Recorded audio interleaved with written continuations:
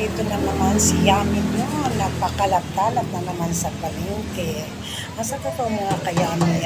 Ako ay naghihintay magbukas yung butika kasi magpapalaboratory ako sa dugo. Ngayon, syempre, 8 pa magbukas. Anong oras pa ngayon? Kaya, ito, nakaupo muna ako, nag-aantay.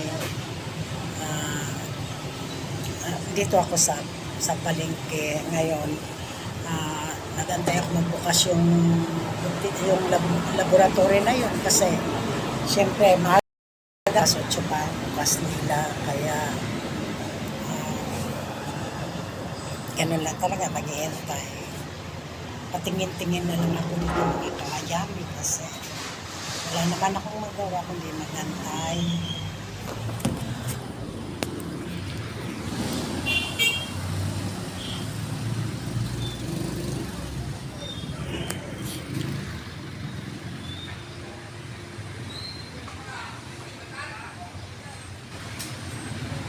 Ang ganda ng palengke dito sa Marikina, kaya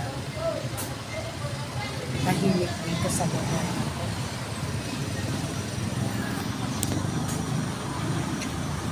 Have a great day sa lahat.